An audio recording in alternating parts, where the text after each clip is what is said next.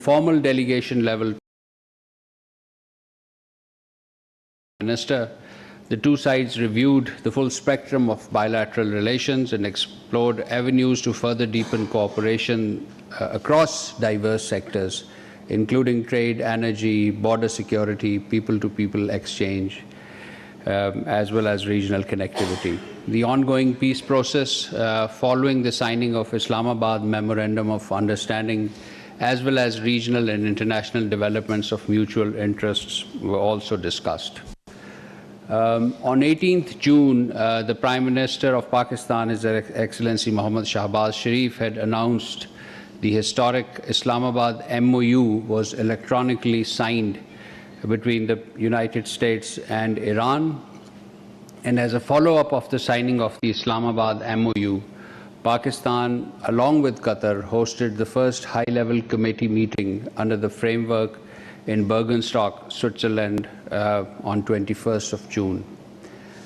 From Pakistan, the talks were attended by Prime Minister 𝗟𝗶𝘃𝗲, the Chief of Army Staff and the Chief of Defense Forces, Field Marshal Syed Asim Munir, the US Vice President, His Excellency J.D. Vance, and the Speaker of the Iranian Parliament, His Excellency Mohammad Bagher Ghalibaf, headed the respective delegations. And as you know, the Qatari side was represented by the Prime Minister and the Minister of Foreign Affairs, His Excellency Sheikh Mohammed bin Abdul Rahman bin Jassim Al Thani.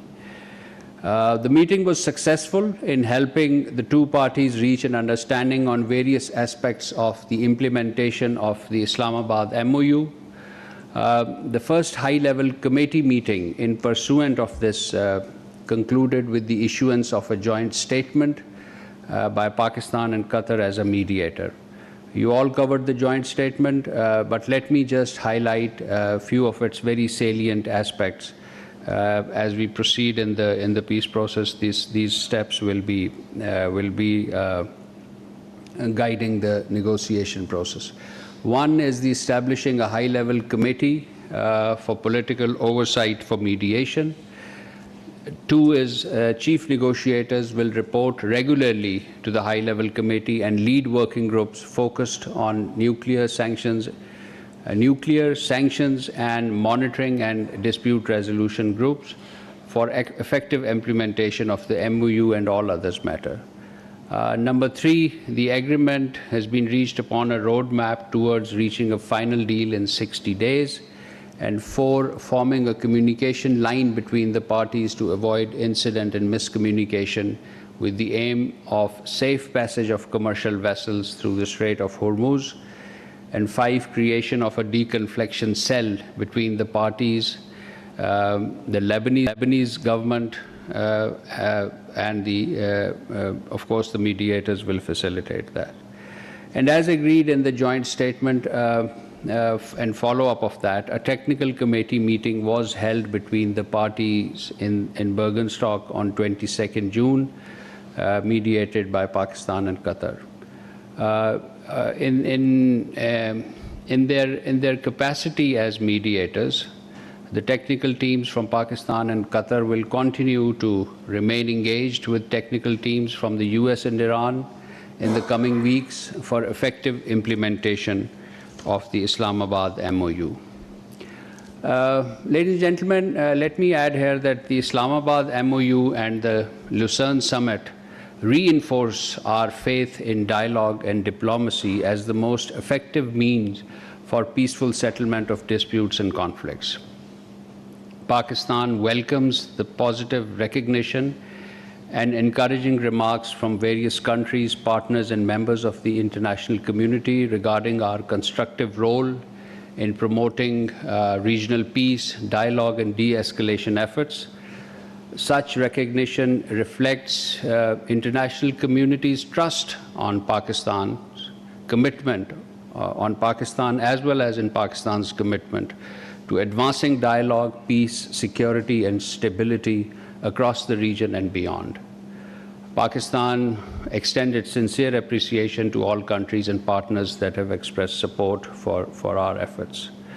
And at this juncture, let me also wish to acknowledge the responsible and constructive role played by you, Pakistan's media throughout this process. Pakistan's media demonstrated professionalism and maturity by respecting the strict requirements of confidentiality, discretion, and trust that are indispensable to any credible facilitator or mediation effort. The media, you were very patient. You restrained yourself and avoided speculation and sensationalism, which contributed positively to an environment conducive to dialogue and confidence-building measure. This responsible conduct is both commendable and reflective of media's broader commitment to serving the national interest while upholding the highest professional standards. And we hope that as the negotiation process moves forward, we will get cooperation and support from our distinguished media colleagues as well. Ladies and gentlemen, turning on to R4, on 21st of June, the fourth meeting of the foreign ministers of 4 regional countries, Pakistan, Saudi Arabia, Turkey, and Egypt, was held in Cairo. Deputy Prime Minister and Foreign Minister Senator 𝗟𝗶𝘃𝗲 led the Pakistan's delegation. The meeting brought together the foreign minister from the 3 countries that I mentioned. And overall, they reviewed the progress on Islamabad MOU, which was signed just on the occasion of this, few days prior to it, but the Bergenstock meeting and this R4 meeting practically coincided on the same day. So we took stock of this progress on the peace process, particularly with respect to the Islamabad MOU and the Bergenstock talks. The R4 states also issued a joint statement, which you covered extensively. The Deputy Prime Minister and Foreign Minister, Senator 𝗟𝗶𝘃𝗲, during his stay in Egypt, along with the foreign ministers of Saudi Arabia, Egypt, and Turkey, made a joint call to His Excellency Mr. Abdul Fattah al-Sisi, the President of Arab Republic of Egypt. During the meeting, the DPM conveyed warm greetings and best wishes of the President, the Prime Minister, the Chief of Defense Forces to President al-Sisi. And prior to this, R4 meeting, the DPM and Foreign Minister continued his robust diplomatic outreach through engagements with counterparts from a number of friendly countries. And let me very briefly give you a roundup of these engagements in the last 10 days or so. On 12th and 13th June, the Deputy Prime Minister, Foreign Minister spoke with the Swiss Foreign Minister. On the same day, with the Foreign Minister of Turkey and Egypt. On 12th June, the EU High Representative and the Vice President held a telephone conversation with the DPM. On 13th June, the Foreign Minister of Saudi Arabia was engaged in a telephone call. And on 15th, with the Foreign Minister of Italy. Same day, with the Foreign Minister of Japan. On 16th, with the Foreign Minister of China. 17th, with the Foreign Minister of Turkey and Egypt. And 18th, with the Foreign Minister of Canada, Bahrain, Egypt, Azerbaijan, Turkey. And on 19th and 20th June, in the intervening period, the Foreign Minister of Iran and Uzbekistan held telephone conversations with the Foreign Minister and Deputy Prime Minister. Turning on to another important issue, ladies and gentlemen, which has been on your priority, is the hijacking of the Somali hijacking of the ship with Pakistani crew members by Somali pirates and their lodging in Puntland region of Somalia. This matter remains on our agenda. The government of Pakistan has launched sustained diplomatic and overall political campaign to free the hostages. And we have undertaken significant efforts in this regard. The government of Pakistan's priority at this stage is diplomatic and humanitarian endeavors to secure the safe release. The Ministry of Foreign Affairs remain engaged with the Somali authorities at multiple levels A technical team from the embassy has been visiting Djibouti, from Djibouti has been visiting Somalia for talks with the relevant stakeholders. The Deputy Prime Minister and Foreign Minister has spoken with the Somali Foreign Minister, while senior officials of the Somalian Foreign Ministry have separately engaged, have been engaged on the hostages release. This is a difficult issue. Internally, we conducted an interministerial meeting to coordinate the government's response. It was decided to pursue negotiations and humanitarian channels as the primary means of securing the release of the seafarers while maintaining close engagements with families of the hostage. Pakistan is also exploring assistance of friendly countries and relevant interlocutors, the international organizations, to support these efforts, local NGOs as well, good offices of Mr. 𝗟𝗶𝘃𝗲, whom our additional Foreign Secretary, Ambassador 𝗟𝗶𝘃𝗲 has also met. So these efforts continue, and we would continue to update you on this matter, but this is an issue which is also very close to our hearts because of the involvement of the families, and we can understand their pain. But as I said, the release is a difficult situation which is being addressed. Turning on to Palestine, on 18th June, Pakistan joined the 8 Islamic Arab countries in issuing a joint statement condemning the strongest term the continued escalating violence in against Palestinians in the occupied West Bank, including the recent attack on the Grand Mosque in the village of Jaliliya and Al-Faruq near Ramallah.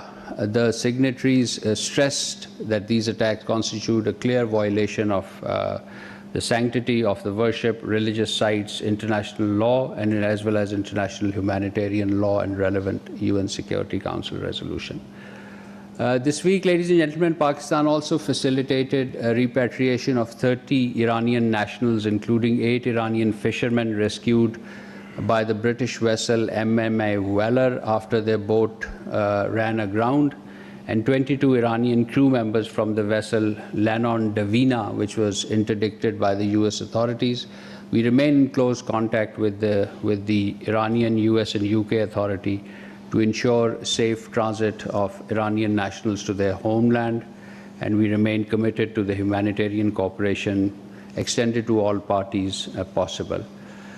Finally, ladies and gentlemen, from New York, on initiative of Pakistan, supported by Denmark, the UN Security Council unanimously adopted Resolution 2223 this week, Resolution number 2823 this week, to strengthen accountability for crimes against the United Nations peacekeepers. As you know, United Nations peacekeepers have suffered attacks and as a result have suffered casualties. So this resolution was in terms of accountability for those crimes. The initiative was co-sponsored by 153 UN member states. Pakistan's permanent representative to the United Nations, Ambassador 𝗟𝗶𝘃𝗲 introduced the resolution in the Security Council, after which it was unanimously adopted. The resolution reaffirms that attacks on peacekeepers are unacceptable and may constitute war crimes, while calling for credible investigations, prosecutions, and accountability for perpetrators. And it also mandated an annual progress report on this matter from the United Nations Secretariat and the appointment of a senior UN focal point on this matter. The resolution reflects Pakistan's leadership role in enhancing safety and effectiveness of UN. इन्होंने बात नहीं की, please उनको यहाँ ले आइए, वो आके बात कर लें. वो 3 दिन नहीं आए. कट मोशन जो 5 या 10 लोग बोलते हैं, 25-25 लोगों को बुलाया ताकि यही जगह है आपकी बात करने की, उस पर बुलाया. और कल जाके, और मैं कहता था बार बार कि ये पैनाडोल वाला होता है आप लोगों के ऊपर, 4 घंटे में उतर जाता है कि ये जो मैंने तकरीरें कर पाई. कल आप लोगों ने बाहर जाके कहा स्पीकर तो मुझे हमें बोलने नहीं देता अंदर, तो उसका शुक्रिया. जी साहब कोई बात करना चाह रहे थे, जाना चाह रहे हैं. शुक्रिया जनाब स्पीकर. मैं 90 से अब तक आ रहा हूँ और एक इलेक्शन मैंने एहतजाजन नहीं लड़ा था, उसकी मेरे वजूहात थी, और वो भी اپنی ذاتی مجبوری کی وجہ سے. خورشید شاہ صاحب بیٹھے ہوئے ہیں, خواجہ آصف صاحب ہیں, رانا تنویر ہیں, کافی سینئر لوگ بیٹھے ہوئے ہیں. تو میں یہی گزارش کر رہا تھا کہ میرے پاس تمام وہ سینئر ہونے کی حیثیت سے تمام واقعات